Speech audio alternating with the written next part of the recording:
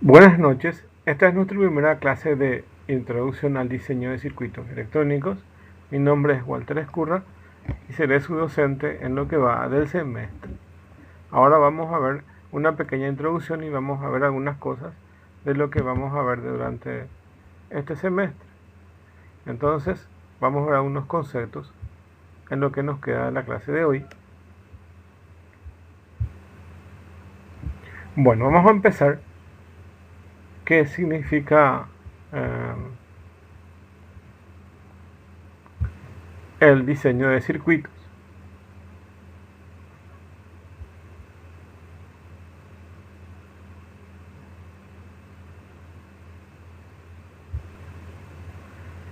Bueno, entonces, dentro de ingeniería electrónica, una de las ramas que tenemos es el diseño de circuitos electrónicos y por lo tanto es una parte de la electrónica que estudia las distintas metodologías con el fin de desarrollar de forma eficiente los circuitos electrónicos, que pueden ser tanto desde el punto de vista analógico como también los circuitos digitales.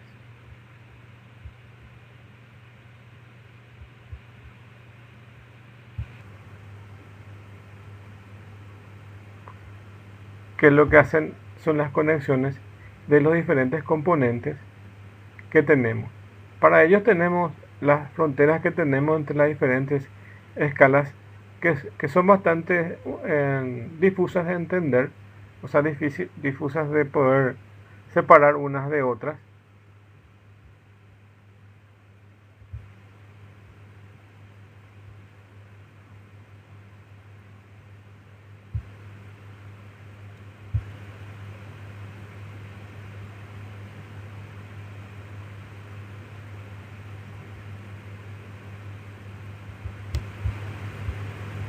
Estas escalas pueden ser las que se denominan SSI, que son Small Scale of Integration, y los circuitos de baja, que son los circuitos de baja complejidad que pueden estar ubicadas en las placas.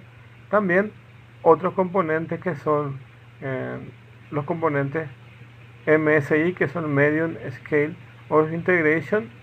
También tenemos los LSI, que son el Large Scale Integration. Y por último tenemos los VLSI, que son los Very Large Scale Integration, que por ejemplo son algunos microcontroladores o algunos procesadores que tienen una gran cantidad de circuitos integrados dentro o transistores. Entonces están esos componentes y cada uno de estos evidentemente tiene su forma de denominación de los encapsulados que conocemos.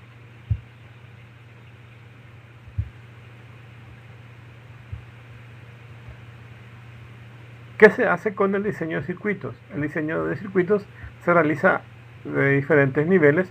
Por una parte tenemos la parte física en sí, que es la parte de donde se conectan los componentes, y otra parte es la parte del diseño en sí, donde se diseña la estructura real de los componentes electrónicos que constituyen el circuito, sus dimensiones, los materiales que van a utilizar, y por encima podemos encontrar varios métodos de diseño cada vez a alto nivel hasta llegar también a los denominados que son ya unas descripciones de lenguajes de hardware que se pueden utilizar, como por ejemplo este VHDL y Verilog, que son lenguajes para diseño de circuitos.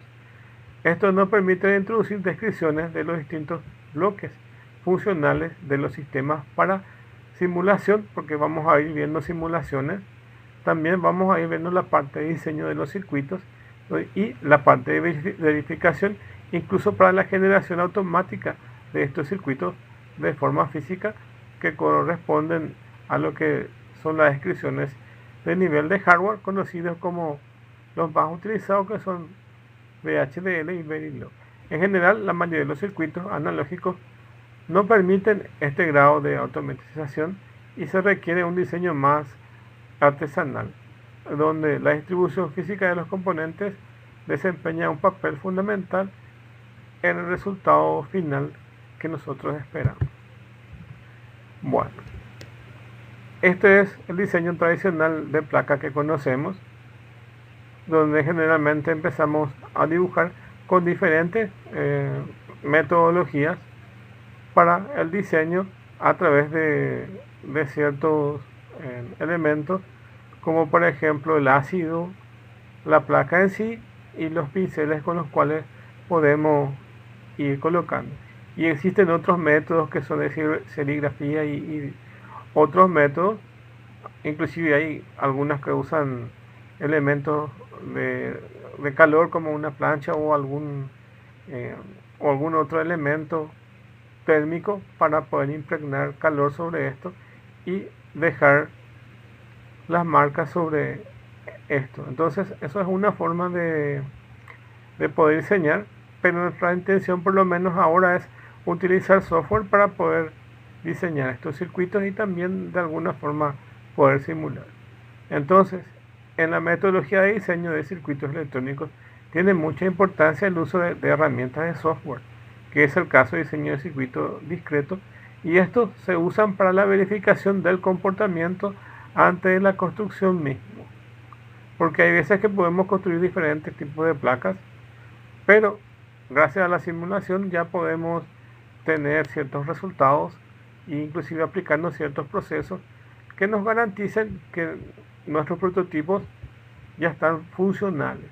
Entonces, porque imagínense que hay casos que estas placas se hacen comerciales, entonces invertir mucho dinero en proyectos y no está bien diseñado, a la larga esto genera más costos, por lo que hoy en día tenemos el uso de las herramientas de simulaciones y podemos apropiarnos de estas herramientas para poder diseñar nuestros circuitos y que se aproximen a lo que más va a funcionar y tener la capacidad de ir probando ahí y de tal forma que podamos tener a nivel de diseño ya todo el comportamiento que vamos a tenerlo cuando se va a montar el circuito y se van a hacer las placas.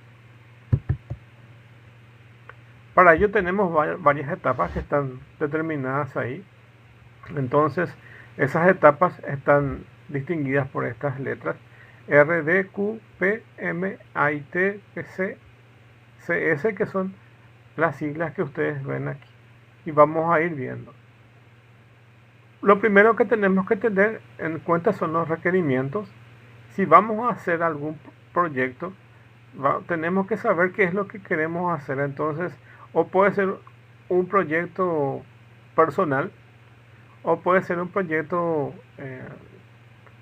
comercial. Entonces, necesitamos saber los requerimientos que tiene el usuario, que es lo que va a solicitar ese proyecto. Entonces, tenemos que tener en cuenta los requisitos y qué es lo que queremos hacer o de qué forma vamos a hacer eso.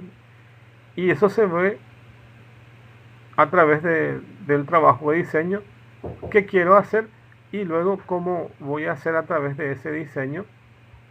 Y luego lo que hace posteriormente es darle una calificación o validación a ese diseño mediante varios procesos que pueden ser mixtos a través de análisis, la simulación y ensayo de prototipos. Entonces, aquí en conjunto con la simulación y las características de prototipado y en conjunto con las características de simulación, nos permite a nosotros a este nivel, al nivel antes de antes de tener terminado el proyecto, entonces poder ir depurando en toda esta etapa de diseño nuestro circuito.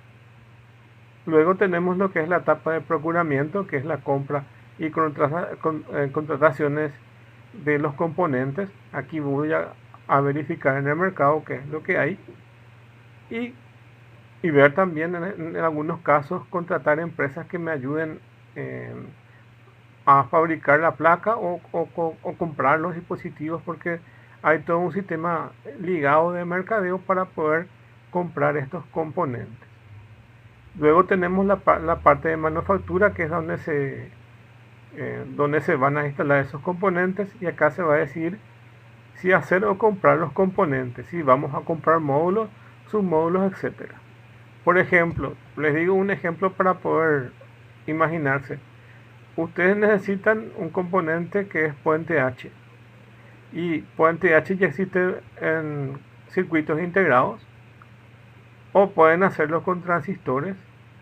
O pueden comprar un módulo. Entonces tienen las diferentes opciones. Y esto es lo que cada diseñador va a ir viendo de acuerdo a su propia necesidad.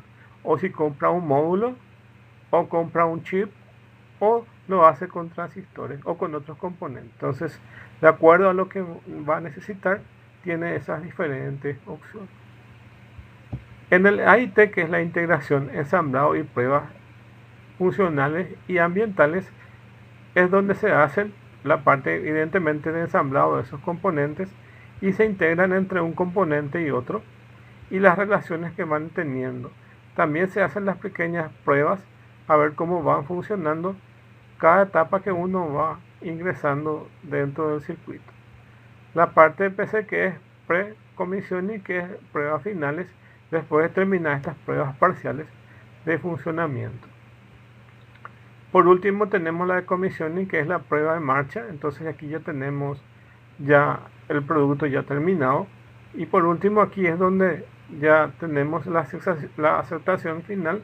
Y esto es el producto en sí que ya tenemos por resultado, que generalmente si es para un cliente, ya se le va a estar entregando al cliente para que pueda utilizarlo. Entonces todas estas etapas es lo que va a necesitarse cubrir en una etapa para realizar el proyecto.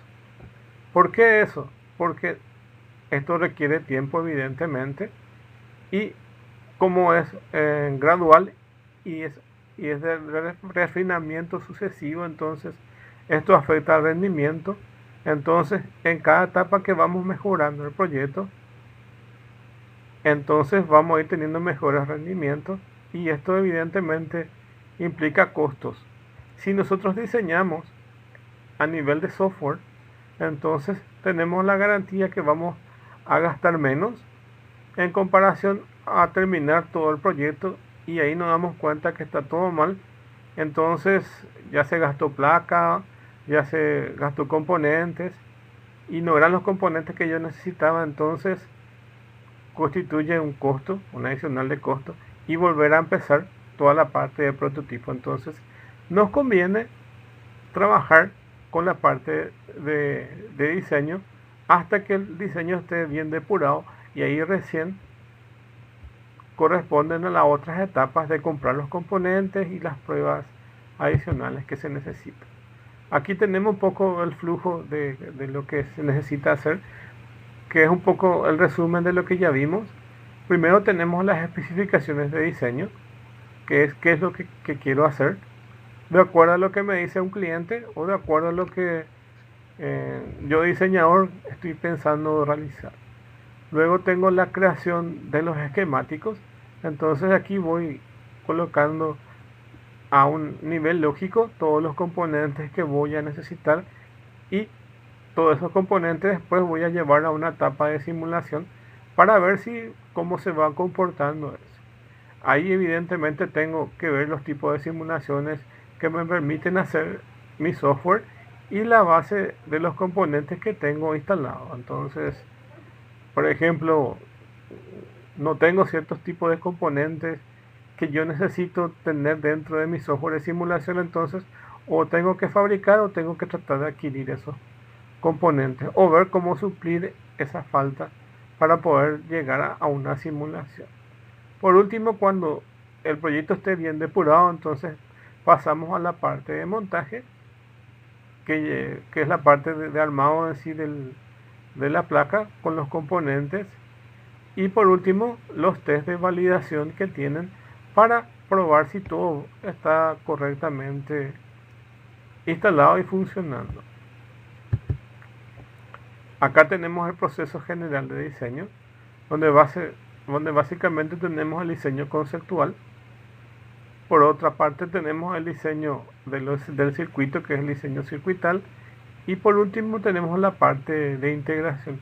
Esto es lo que hace al proceso general de diseño. Acá evidentemente vamos a diseñar con algún software. También dentro del circuito, acá tenemos el esquemático y acá tenemos el layout de los componentes en sí que vamos a ver físicamente ya cómo están instalados. Y la parte de diseño de circuital, esto va a terminar evidentemente ya con el ensamblado de la placa en sí. Y la parte de integración, donde se verifican, además del diseño de prototipos, aquí por ejemplo tienen un osciloscopio o otros componentes que les va a servir para medir cómo está funcionando esta placa. Bueno, dentro del diseño conceptual tenemos la comprensión del problema a resolver. Entonces, ¿qué es lo que yo quiero hacer? Por ejemplo, si un usuario lo que quiere hacer es eh, controlar que, por ejemplo, si fuera un sistema de hidroponía, por ejemplo, que no le falte cierta cantidad de líquido dentro del sistema de circulación de agua, o si fuera, por ejemplo, alimentar a algún animal que llegaba a cierto peso del plato que va a medir, entonces pueda activar una alarma para que pueda funcionar algo. Entonces acá yo tengo que saber qué es lo que quiero hacer. Luego, previo a eso, necesito un análisis de los requisitos que quiere el usuario. Y luego viene la definición de los requerimientos técnicos. Entonces aquí va a haber ya la parte de ingeniería, que es lo que se va a hacer.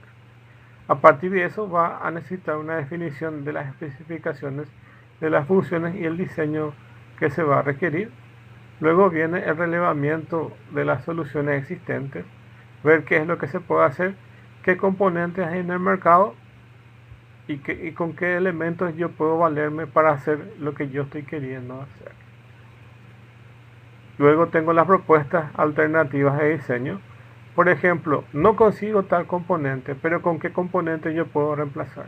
Por ejemplo, puedo reemplazar por un módulo Bluetooth, o puedo reemplazar por un módulo Wi-Fi, o puedo reemplazar por un módulo RF de radiofrecuencia. Entonces yo voy a decidir qué alternativas tengo en el mercado para poder hacer mi proyecto o buscar otras soluciones.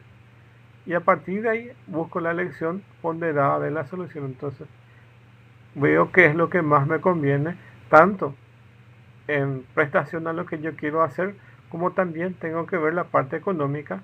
Si es rentable económicamente hacer el proyecto, entonces también tengo que analizar los costos de los componentes.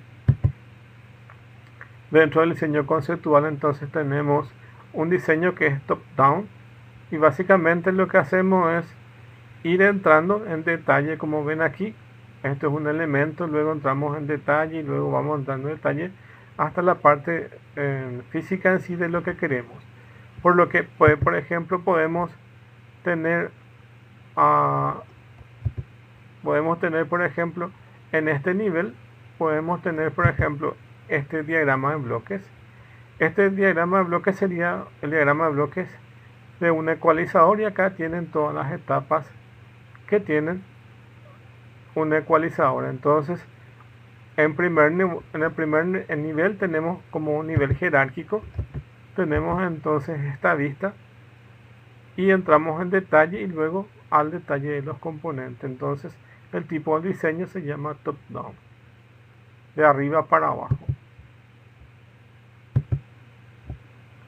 En el nivel de circuito, acá ya pasado este otro, entonces aquí en estos niveles de circuito, entonces lo que tenemos que hacer es explorar las posibles topologías de circuitos que tenemos, calcular los componentes de los circuitos individuales si es que requieren algún tipo de cálculo, investigar y solucionar o seleccionar los componentes que vamos a utilizar. Aquí es donde yo veo en el mercado qué hay y cuál me puede servir. Porque, por ejemplo, algún componente puede no haber en el mercado nacional o incluso en el internacional. Entonces, ¿qué puedo hacer para cambiar o qué puedo hacer para suplir esa necesidad? o ver cuáles componentes son los más actuales que me van a solucionar mi problema. También a partir de ahí tengo que hacer la calificación del diseño mediante análisis, simulación y ensayo de prototipos, que es lo que vamos a hacer nosotros dentro de las clases, que es la parte de diseño y prototipos. Luego vamos a tener la parte de decisión de construir o comprar a nivel de componentes, como por ejemplo puede hacer un módulo, submódulo, etcétera. Entonces, ¿qué yo puedo tener de opción? Hoy en día lo que más se consigue son estos módulos. Por ejemplo, por complejidad hablando, es difícil conseguir que una persona arme por su propia cuenta un equipo de Wi-Fi, pero sí se puede conseguir a bajo costo algunos módulos que nos permiten conectar con Wi-Fi. Entonces esas son las opciones que tenemos: o armar nuestros propios componentes o conseguir algún módulo. Determinar las especificaciones de los circuitos que son analizados y por último verificar el desempeño del sistema mismo. En el nivel de integración tenemos primero la visión de conjunto, que es las interacciones. Luego tenemos la combinación de los circuitos individuales. Luego tenemos las consideraciones mecánicas, térmicas y eléctricas que se tienen que tener en cuenta. Eso significa que tenemos que tener en cuenta en dónde van a estar instalados estos circuitos. No es lo mismo, por ejemplo, instalar en un país templado que en un país bastante caluroso como el nuestro, o instalarlo por ejemplo en el Chaco, o instalar en algún componente que tengan que ser en un hogar o en una industria. Evidentemente en una industria es un ambiente mucho más hostil, por lo que requiere que nuestros componentes estén preparados para ese ambiente. Entonces tenemos que tener de acuerdo a las consideraciones térmicas, eléctricas y también mecánicas. Imagínense que tengan que instalar a su dispositivo en algún automóvil, entonces ahí tienen que ver si va a vibrar o no mucho el circuito y qué tanto puede afectar esas vibraciones. También requieren de definición de los módulos, y luego de la parte de diseño, evidentemente ya viene la parte de lo que es la construcción del PCB, que es la placa en sí, entonces que es un componente más del sistema. Entonces verlo también a un PCB como si fuera un componente más. Luego de eso tenemos la parte de validación, que es ya la parte posterior al diseño del PCB, y que es las mediciones que se hacen para ver si están entregando los voltajes los correctos o cualquier otro parámetro que necesitamos medir dentro del circuito para ver si está funcionando. Algunos de los problemas relativos son el rediseño del sistema o circuito. Otros puede ser modificar las especificaciones del diseño, y otro puede ser redefinir el proyecto. Dependiendo de qué circunstancias nos encontramos, entonces eso va a necesitar volver a alguna de las fases que ya pasamos. Como vimos, primero estaban los requerimientos del usuario, luego estaba el diseño del esquemático, luego estaban las simulaciones, luego están el diseño del layout, que ya es la placa en sí, que es del PCB, y por último las verificaciones. Si detectamos que estamos cometiendo errores en alguna de las etapas, entonces va a requerir que inclusive vayamos a redefinir lo que quiera el usuario. Entonces entramos otra vez en un ciclo hasta poder tener el proyecto como se necesita. Entonces sería como redefinir el proyecto en sí, en algunos casos. Dentro de la parte de integración, entonces tenemos los condicionamientos de diseño eléctrico, y aquí tenemos que ver toda la parte que tenga que ver con los componentes eléctricos, tanto de lo que es interno a nuestro circuito como lo que es externo. Por ejemplo, aquí tenemos que ver, por ejemplo, la compatibilidad electromagnética. Eso significa que nuestro circuito eh, para que sea bueno. De hecho, sabemos que muchas de las placas que podemos comprar de China no cumplen estos requisitos de compatibilidad electromagnética. La idea es que sea una caja cerrada y que nuestro circuito no produzca incompatibilidades electromagnéticas a otros circuitos que están a su alrededor. Eso por una parte. Y por otra parte, que no nos afecte la parte electromagnética que provienen de otros circuitos. Entonces, por eso siempre hay estudios de compatibilidad electromagnética y de hecho hay normativas internacionales para, para algunos proyectos. Si se requieren realizar algunos proyectos que sean vendibles en algunos países, deben tener algunos sellos de compatibilidad electromagnética, por lo que los mercados internacionales son bastante exigentes, y para algunos países este tema de compatibilidad electromagnética es bastante importante. Entonces requieren ciertos estudios y ciertos trabajos de diseño para mantener esa compatibilidad electromagnética. Otros son los requisitos funcionales en sí que debe mantener el sistema, y otros la seguridad eléctrica. O sea, lo que también tenemos que hacer es que nuestro circuito sea capaz de tener una fuente de alimentación estable por un lado, y por el otro lado también eh, tratar de no causar daños, por ejemplo, de cortocircuitos o otras cosas que puedan dañar a los componentes, ya sea internos o externos. Otra de las cosas que tenemos que ver son los elementos y caminos críticos de análisis de los fallos que se pueden tener. Esto es con respecto a la parte de diseño eléctrico. También tenemos las condiciones de diseño mecánico, y esto es lo que estuvimos diciendo o refiriendo con el tema de las vibraciones. Entonces, acá se deben analizar las dimensiones y formas de estructuras del gabinete. Hay gabinetes que se pueden mandar a hacer, o hay gabinetes que ya vienen prehechos o prefabricados. Entonces tenemos las dos opciones.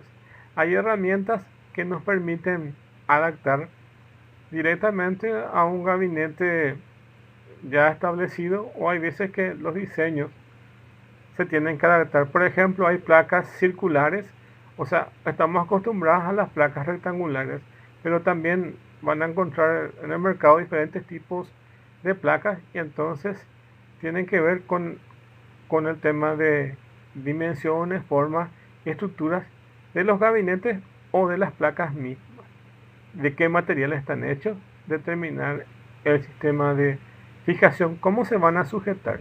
Entonces eso es importante también tener en cuenta, no solamente en nuestro circuito, sino también la parte de sujeción en sí de la placa. Y lo otro puede ser la dimensión y posición de los puntos de fijación. Entonces, por dónde se van a apoyar con tornillos y en qué posición van a estar apoyados esto, por ejemplo. Otro es considerar los requerimientos y vibraciones, como ya dijimos, rigidez y flexibilidad de las placas. Por ejemplo, hay algunas veces que las placas tienen partes flexibles. Por ejemplo, si ustedes abren una computadora, van a encontrar que en algunas partes tienen conexiones que no son rígidas, que son flexibles. O en el caso de algunos celulares que tienen ciertas partes que son flexibles, por ejemplo. Entonces, eso tienen que ver. Evidentemente el tema de la flexibilidad es bastante compleja, ya es un poco más avanzada, pero también es un punto a tener en cuenta. Otras de las condiciones son de diseño es la parte térmica. Acá tenemos que saber a cuánta temperatura va a trabajar. Como sabemos, si a una temperatura de promedio de 35 grados, por el tema de la circulación eléctrica, eso se eleva como a 5 o 10 grados más, dependiendo de qué corriente circula. Entonces tenemos que tener en cuenta que se genera bastante calor dentro de algunos componentes, y también eso influye a la placa como a todos los componentes adyacentes. Entonces ahí se tienen que hacer estudios de separar ciertos componentes que generan mucho calor o colocarle algún tipo de disipador que permita aliviar o disipar esos calores producidos dentro de la placa. Entonces, estas condiciones térmicas, por ejemplo, permiten determinar y calcular la disipación de los componentes, conocer el rango de temperatura de soporte o la estructura en sí y tener quizás un análisis térmico que nos permita conocer esos valores. Otro es la función de los resultados y acá tenemos la reposición de los componentes, o sea, sería mover los componentes de lugar, y el otro sería el diseño mecánico de la disipación de ese calor. Dentro de la integración tenemos los condicionantes para el diseño del PCB y acá tenemos, por ejemplo, qué tipo de encapsulados van a ser esos componentes que vamos a utilizar y qué tipos pueden ser circuitos que sean analógico, digital o mixto. Entonces, de acuerdo a cada uno de esos tienen algunas consideraciones que tenemos que tener en cuenta. Otro es el tema de la disipación, como ya dijimos, y otra es la generación de ruido o susceptibilidad que pueda producir, por ejemplo, si vibra y hacen algún ruido o dentro del circuito genera ruido o emite sonido. Entonces eso hay que hacer. Y algunas normas, tener en cuenta algunas normas como esta IPC que les voy a mostrar enseguida un video para verificar algunas normas que existen para la producción de estos tipos de circuitos. Bueno, entonces el proceso de diseño en sí, acá tienen la forma tradicional como se hace, y tenemos la parte de diseño, después tenemos la parte de integración. Si esto no está bien diseñado, tenemos la parte de rediseño, y luego tenemos la construcción en sí de la placa, las pruebas de la placa. Si no funciona, tenemos que volver a rediseñar hasta que salga el producto.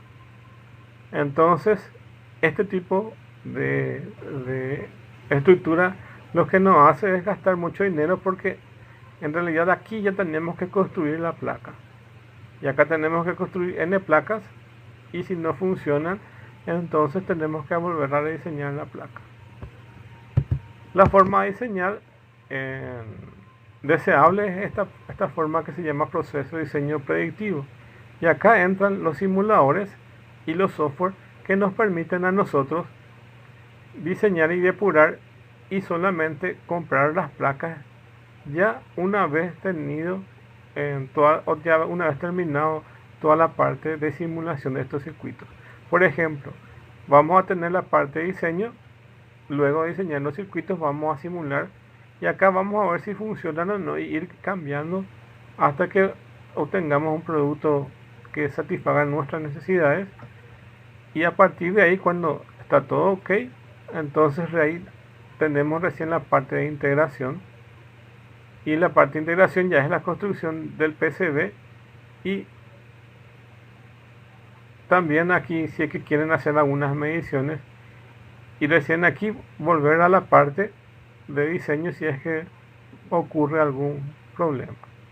Pero ya está dentro de la parte de diseño, ya está incorporado las simulaciones. Dentro de la parte de integración y pruebas tenemos ya el ensamblado, los ensayos funcionales y ambientales. Es más o menos ya en esta etapa entre la parte de integración, entre tener la placa y poder hacer algunas mediciones y algunas pruebas, es lo que ya involucra esta integración de pruebas. Entonces tenemos el ensamblado, tenemos los ensayos funcionales y ambientales, las puestas en marcha, las pruebas, la validación final y las aceptaciones. A estos problemas tenemos que pueden ser a nivel de circuitos, a nivel de sistema, y la necesidad de optimizar el diseño, tanto para que sea confiable, para que sea fabricable, mantenible, y que los costos no sean bastante elevados. Eso ayuda al proceso de que podamos tener nuestros productos sin que nos cueste tanto y poder hacer un proyecto que sea realizable. Y acá tenemos un poco para ver lo que es el diseño tradicional de circuitos, que prácticamente aquí ya es lo que estuvimos diciendo, que pasa directamente del papel al prototipo físico para verificar el diseño. Entonces hacemos la placa directamente y probamos, y ahí nos damos cuenta que hay algún error y se pasa por prueba y errores. Entonces desperdiciamos muchos recursos, muchas placas, muchos componentes, y ahí genera ciertas dificultades para predecir las interacciones, otras dificultades para comprender por qué se diseñó de cierta forma y no funcionó, alguna dificultad para optimizar el diseño, y es de elevado costo y tiempo. Evidentemente costo porque se dan cuenta acá la cantidad de placas y componentes que se estuvieron desechando durante las pruebas de prototipo, y tiempo porque evidentemente construir todo esto lleva cierta cantidad de tiempo. Y lo que nosotros buscamos es este proceso de diseño predictivo, y podemos experimentar posibles soluciones de los circuitos antes de armarlos. Podemos explorar diferentes topologías que podemos tener aquí y realizar múltiples análisis rápidamente a través de los software que se pueden utilizar para simulaciones. Y dentro de este diseño predictivo nos permite combinar técnicas de simulación y mediante también algunas mediciones que acompañen dentro del proceso. Y el proceso predictivo incluye medir a nivel de sistemas, que son las interacciones, y nos permite modificar el diseño para reflejar las mediciones si es que fuera necesario. Bueno, entonces aquí tenemos algunas ideas por qué el prototipo no funciona y buscar algunas soluciones viables que nos permiten saber por qué no está funcionando nuestro prototipo. En resumen, este es el esquema que requerimos. Tenemos la parte de diseño, la parte de integración en sí, después tenemos la parte de simulación. Si funciona la simulación, entonces nos vamos ya para la parte de la creación del PCB, la placa y las pruebas. Y acá ya tenemos el producto terminado. Si en esta etapa, por ejemplo, no funciona, o en esta etapa no funciona, entonces nos vamos al rediseño. Entonces está involucrado la parte de simulaciones antes de elaborar el PCB o la placa en sí. Bueno, entonces ahí termina la explicación, y antes de eso es muy útil este video para poder entender un poco. Vamos a ver una de las normas que se llama IPC, que sirve para normas para la construcción de circuitos. De hecho, vamos a ir viendo en detalle algunas de las características que se requieren para la elaboración de circuitos, pero aquí vamos a ver esto. Hola amigos, bienvenidos a tu canal Editronics, quien les habla el ingeniero Edison Viveros. El día de hoy vamos a dar unas recomendaciones acerca de las famosas normas IPC para diseño de circuitos impresos, y daré unos cursos recomendados donde tú te puedes certificar en estas normas. Antes de iniciar respecto a lo que son las normas IPC, vamos a dar una introducción relacionado al tema de los circuitos impresos. Con estos conceptos vamos a comprender el porqué de la importancia de las normas IPC para diseño de circuitos impresos. Lo primero es definir qué es un PCB. Un PCB es un Printed Circuit Board, o base sobre el cual se colocan los componentes. Normalmente todo circuito electrónico, celulares, computadores, televisores, reloj, tablet, etc. Todo lo que sea electrónico tiene un circuito impreso. Este tipo de circuitos impresos normalmente nosotros los diseñamos en electrónica, ya sea de una capa o dos capas, pero también existen multicapas. Como vemos en la imagen, vemos lo que es un material, que es el amarillo, que es la capa de cobre. y vemos un aislante que puede ser PREPREG o FR4. Normalmente nosotros en la universidad o en el curso técnico o en los cursos de electrónica se diseña con marcador, serigrafía, se aplanchan, se aplican ciertos ácidos y se genera lo que es el revelado. Cuando tenemos doble capa, que es la imagen del centro, podemos ver una capa amarilla y una capa verde aislados de un material dieléctrico. O en su caso podemos ver la última imagen que podemos ver tres capas, la roja, la amarilla y la azul. En este caso el material puede ser un material aislante como el FR4, que este es un material rígido, aislante, retardante al calor, a base de fibra de vidrio, por eso se dice FR, Fire Retardant, que significa retardante al fuego. Y en el caso de tener un equipo de varias capas, tiene un material llamado PREPREG, se utiliza para separar entre sí las capas conductoras cuando se usan multicapas. Para introducirlos al tema de las normas IPC, vamos a considerar algunos ítems como lo son consideraciones para el diseño de PCB, interferencias, distribución de componentes, pistas y estándares internacionales y por último lo que son las recomendaciones de cursos que podemos encontrar en internet. Consideraciones para el diseño de PCB. Para diseñar un PCB normalmente nosotros vamos desde el planteamiento de la idea hasta el desarrollo del equipo. Pero dentro de esas etapas hay varias escalas que nosotros tenemos que tener presentes para el diseño correcto de un PCB. Primero tenemos lo que son los requisitos, que es como la idea general, qué componentes vamos a tener, dónde vamos a comprar, etc. Luego pasamos a un diseño preliminar. A veces hay diseñadores que pasan de simulación al diseño como tal, por la experiencia que ellos tienen. Muchos pasamos primero por prototipado, pruebas, laboratorio, simulación, luego vamos al diseño preliminar de nuestro prototipo. Luego vamos al diseño detallado. En el diseño detallado es cuando ya colocamos todas las características, qué materiales, tamaños, por ejemplo el PCB, de los componentes que altura van a tener, cuántos materiales van a ser, qué características tiene, cómo se va a desarrollar. Todos los pormenores, en el caso de que otra fábrica lo quiera procesar o otra persona lo quiera diseñar, lo pueda entender fácilmente. Y por último, vamos a la implementación o fabricación. En este caso ya es el último paso normalmente en cualquier proceso. Pero para esto se requiere realizar otra serie de pasos cuando se diseñan prototipos ya un poco más completos, no el típico PCB que diseñamos en nuestro hogar.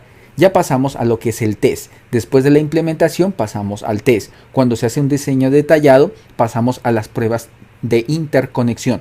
Cuando hacemos un diseño preliminar pasamos lo que es a las pruebas de funcionalidad. Y cuando tenemos los requisitos al final necesitamos una validación. Dicho de otra manera, pasamos desde requisitos, hacemos toda la etapa hasta la última etapa que es la validación. Recordemos que validar es colocar a prueba nuestro circuito y test simplemente es verificar lo que es la PCB. Hay diferentes tipos de materiales con los cuales se diseñan los circuitos impresos. Hay el FR2, FR4, FR5, poliamida, Rogers R5000. Normalmente el FR4 es el típico que nosotros encontramos de fibra de vidrio, pero encontramos también el FR2 que es el PCB convencional con el cual nosotros con un marcador o la plancha y serigrafía nosotros normalmente solemos diseñar nuestros PCB. En las empresas normalmente se utilizan FR4 o encontramos por ejemplo el poliamida que son los tipo flex que normalmente se encuentran en celulares o cualquier equipo electrónico moderno. Normalmente su temperatura puede variar desde lo básico hasta temperaturas bastante altas y la frecuencia también puede oscilar entre unas frecuencias bajas máximo hasta 1 MHz o 10 MHz. ¿Qué son las interferencias? Las interferencias se deben evitar en todo tipo de circuitos. Debemos hacer dos tipos de relación con respecto a la interferencia. Una, la interferencia entrante. Dos, la interferencia saliente. O sea, debemos evitar cualquier tipo de interferencia que pueda ingresar a través de procesos de purificación y debemos evitar que nuestro circuito genere cualquier tipo de interferencia a circuitos cercanos o interferencia al mismo sistema eléctrico. Es muy importante la distribución de componentes porque muchas veces nosotros colocamos los componentes tal cual están en el esquemático, pero en la vida real no se deben agrupar de esa manera. Pueden existir circuitos dentro de un PCB que son circuitos analógicos, digitales, de alta potencia, alimentación, RF o que generen bastante calor o que necesiten tramos de comunicación de alta velocidad, y todo eso debe ser considerado. Por ejemplo, vemos una imagen en la pantalla que dice que la alimentación y equipos de potencia van en un bloque. Esto es con el fin de evitar interferencias, por ejemplo, de la fuente. Cuando el transformador Chopper o la fuente de CDC hace la conmutación de alta frecuencia, puede generar interferencia en los circuitos cercanos como circuitos digitales o circuitos analógicos. Por tanto, deben estar separados. O en su caso, equipos de alta potencia que generen mucho calor deben estar separados para evitar que los circuitos cercanos se vayan a dañar por el exceso de calor. Si vemos con respecto a los circuitos, se van a dividir en dos tipos, analógico y digital. No corresponde mezclarlos, porque una cosa son circuitos analógicos que pueden ser susceptibles de interferencias de un dispositivo digital o viceversa. En los circuitos analógicos normalmente encontramos los tipos de RF, que son circuitos que naturalmente deben estar completamente aislados de toda la electrónica, porque estos producen mucha radiación, ya sea radiación electromagnética o interferencia electromagnética como tal, y pueden alterar el comportamiento de los circuitos. Y respecto a los circuitos digitales, de pronto tengamos un microcontrolador, un cristal, por ende los dispositivos de alta velocidad o pistas de alta velocidad deben estar separados o correctamente diseñados o aislados para evitar interferencias o daño de los datos.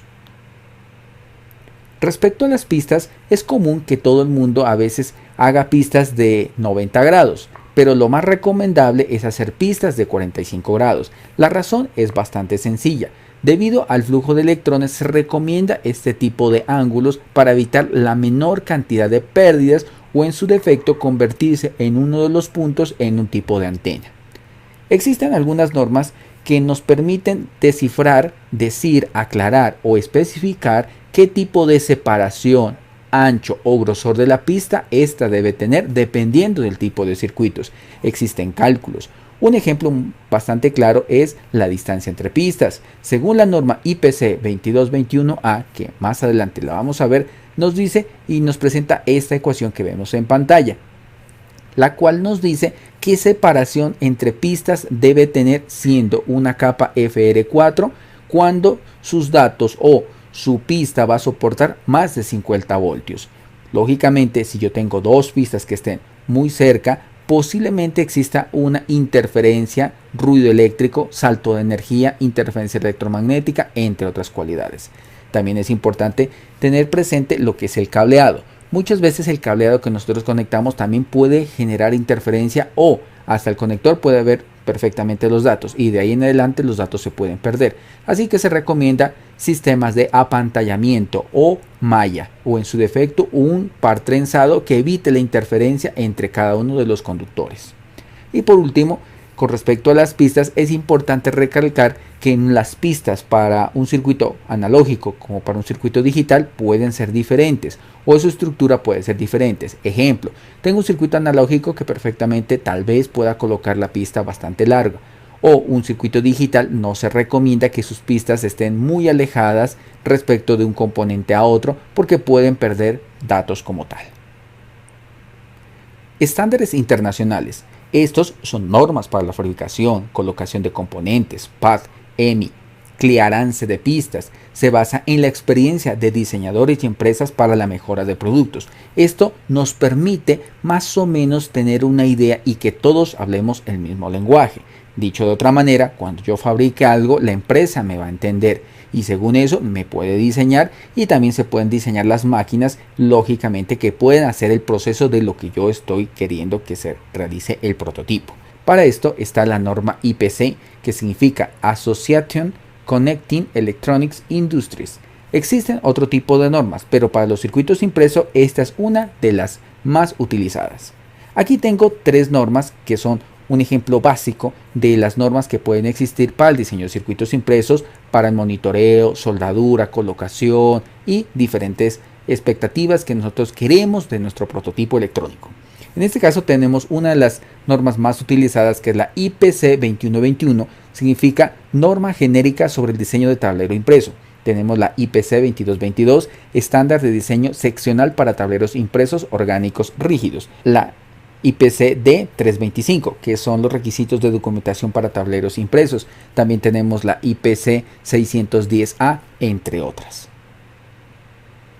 Vamos a hacer un poquito de hincapié a la IPC 2221. En mi caso, lo que estoy haciendo es una especie de resumen muy general acerca de las normas. Lógicamente, para cada una de estas normas existe una certificación que ahorita vamos a ver en qué consiste. La norma IPC 2221, primero, clasifica los diseños por clases en función de su aplicación. Existe clase 1, clase 2, clase 3, yendo desde electrónica de consumo para clase 1, clase 2 dedicadas, clase 3 de alta fiabilidad. Por ejemplo, electrónica de consumo. Digamos, vamos a diseñar un dimmer. Por tanto, el PCB no es demasiado crítico, tal vez, para la puesta en funcionamiento de nuestro equipo.